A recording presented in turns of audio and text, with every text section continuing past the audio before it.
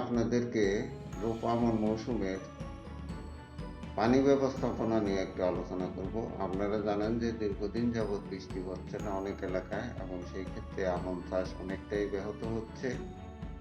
যারা ধান লাগাইছেন তারা সময় মতো যদি সেচ না দেন তাহলে আপনার ফসল হয়তো সেইভাবে ফলন দিবে না। সেই ক্ষেত্রে আপনি কয়েকটা নিয়ম ফলো করবেন। আমি পর্যায়ক্রমে আলোচনা করতেছি, আপনারা দেখবেন।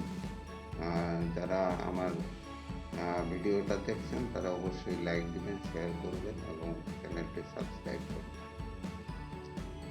প্রথমত, আপনি হয়তো সময় মতো ধান লাগিয়ে ফেলছেন, সেচ দিয়ে হোক আর পানি, বৃষ্টির পানি হোক। এখন হয়তো লাগানোর পর দেখা গেল যে একটানা 15 দিন, 20 দিন, 25 দিন বা 30 দিন কোনো বৃষ্টি নাই। তাহলে সেই ক্ষেত্রে আপনি কি করবেন?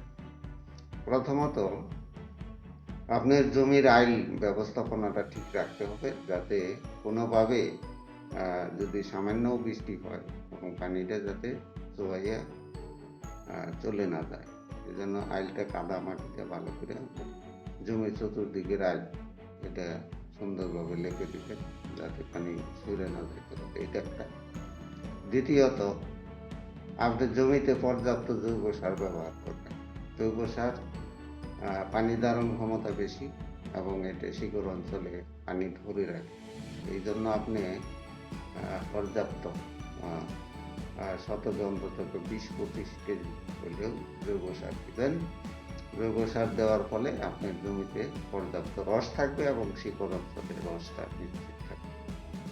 এটা। তৃতীয় পদ্ধতি যেটা আমি বলবো সেটা হলো যে আপনারা নাম শুনছেন যে AWD, ইংরেজি 3 অক্ষরের একটা শব্দ।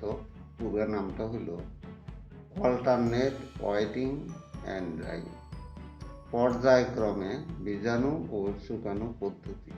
এই পদ্ধতিতে পানি সেচ করলে আপনি অল্পতেই জমির পানি ম্যানেজমেন্ট করতে পারবেন। এটা হলো যে আপনারা ছবিতে একটা পাইপ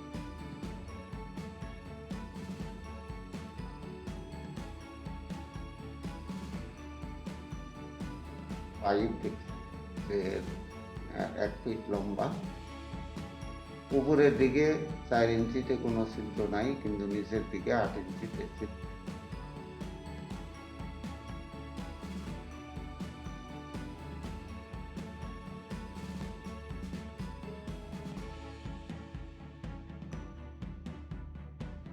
ছিদ্র আছে। এইটা জমির মধ্যে আপনি ছবির মতো এরকম পুঁতে রাখতে হবে, এবং আপনি মাঝে মধ্যে পর্যবেক্ষণ করতে হবে যে তলায় পানি আছে কিনা। তলায় পানি থাকলে ধরে নিতে হবে যে গাছে আপাতত সেচের দরকার। যখন তলার পানিটা শুকিয়ে যাবে তখন আপনি সেচ দিবেন। এইভাবে দেখা গেছে যে একটা জমিতে 1 বিঘায় হয়তো 15-16 বার নর্মালি আপনি সেচ দেন, কিন্তু এই যন্ত্র ব্যবহার করার ফলে আপনি 6 থেকে 7 সেচেই আপনার ফসলটা হয়ে যাচ্ছে। এই যন্ত্রটার মাধ্যমে আপনি সেচের সংখ্যা কমাই নিয়ে আসতে পারেন এবং ফসলও থাকতে পারে। ফসলে গোড়া পচা রোগ হবে না। জমি মাঝে মধ্যে শুকিয়ে যাওয়ার ফলে আপনার কুশির সংখ্যা বাড়বে এবং কোনো পোকার গোড়ার দিকে পোকার আক্রমণও কম হবে। তো এইভাবে আপনি এটা ব্যবহার করতে পারেন, অল্টারনেট ওয়েটিং অ্যান্ড ড্রাইং পদ্ধতি। এইটার মাধ্যমে আপনি সেচের খরচও অনেক কমায় আনতে পারেন। এটা একটা বিষয়। আর একটা বিষয় বলবো, সেটা হলো যে অনেকে বলতেছেন যে জমি শুকিয়ে গেলে আগাছা বেড়ে যায়। আগাছা একটু বেশি হবে, এটা ঠিক।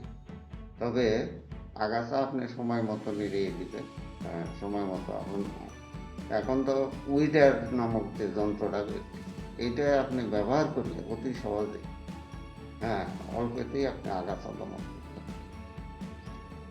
তো ঠিক আছে, আপনারা ভিডিওটা যারা দেখলেন অবশ্যই এই মোতাবেক ব্যবস্থা নেবেন, কারণ অনেক অঞ্চলে বৃষ্টি হয়তো সেইভাবে হচ্ছে না। আপনারা সময় মতো ম্যানেজমেন্ট করলে হয়তো ভালো ফলন পাবেন। আর এ আশাবাদ ব্যক্ত করে সবাইকে ধন্যবাদ জানাই। আমি আমার ভিডিও এখানেই শেষ করছি। ধন্যবাদ সবাইকে।